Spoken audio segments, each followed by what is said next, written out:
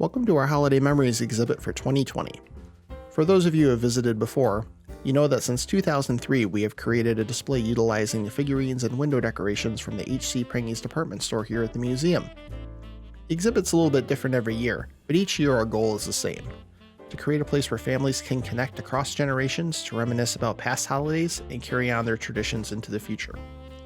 I hope you enjoy learning a little bit more about the background of this great exhibit and get a chance to take a look at it from the comfort and safety of your home during these challenging times. The story of Prange goes all the way back to 1887 in Sheboygan, Wisconsin, when first-generation immigrant Henry Prange, along with his sister Eliza and her husband, opened the first store. It's said that for over 50 years, most of the store's employees spoke both German and English. The store sold everything from clothing to appliances to home goods and toys. In 1923, a larger Sheboygan store was built, and the second Prange's location opened in Green Bay in 1927. The Green Bay store would remain Prange's largest. The next year, Henry Prange died and his son took over the business. Stores in Sturgeon Bay and Appleton followed in the 1930s and 40s, and the first escalator in the state of Wisconsin was installed in Sheboygan's store in 1947. The first Prange Way, a smaller discount version of the store, opened in 1962.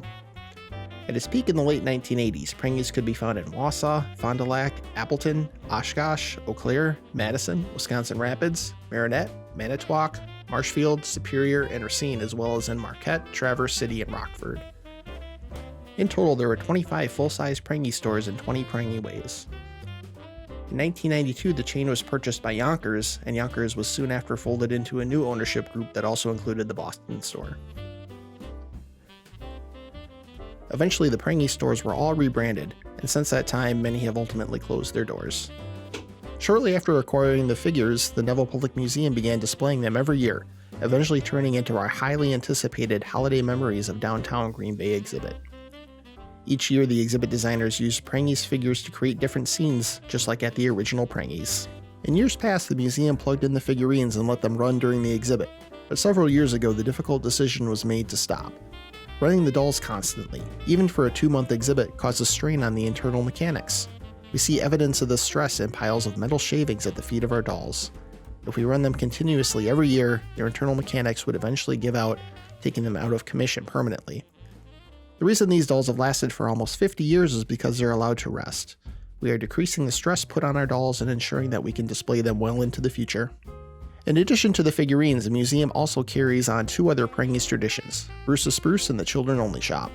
Bruce the Spruce, the talking Christmas tree, was a tradition at Prange's department stores for many years.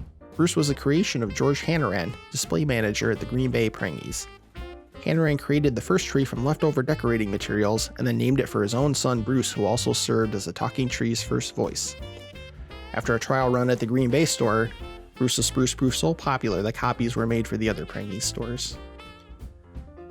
Beginning in the early 1960s, Prange's Children's Only Shop was set up during the holiday season for kids aged 12 and under. This mini store within the larger department store was filled with gifts for family, friends, and pets.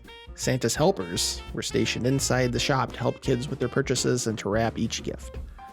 The concept for the Children Only Shop grew out of the sub-teen shop of the 1950s that was located on the second floor of HC Prange on Washington Street. The museum's Children Only Shops take inspiration from this tradition, so new generations of kids can make their own memories. Although the Prange's experience will likely always be the focus of our Holiday Memories exhibit, in recent years staff have expanded the scope to include images and rescued decorations from other downtown institutions like the Park Plaza Mall. Much like the Prange's figurines, the museum has acquired long-stored decorations from the mall courtesy of the city of Green Bay. Another recent addition to our collection is this Holiday Village scene. These Department 56 Snow Village buildings are part of a large private collection donated to the museum in 2018 that includes hundreds of ceramic buildings, figures, and accessories that reflect holiday memories of downtown Green Bay during the 1950s. I hope that you have enjoyed this look at our 2020 Holiday Memories of Downtown Green Bay exhibit. The museum is open our normal hours this fall, so I hope you'll have a chance to come see it in person. In response to the COVID-19 pandemic this year, we encourage you to pre-register online or by phone in order to reserve your spot, as we have limited building capacity. Our staff is working diligently to maintain a heightened cleaning procedure, and we encourage all visitors to wear face masks. Please feel free to visit the museum's website at nevillepublicmuseum.org or to call us at 920-448-4460 with any questions or to register for tickets. Thank you again for taking the time to see our exhibit, and I wish you and your loved ones a safe and happy holiday season.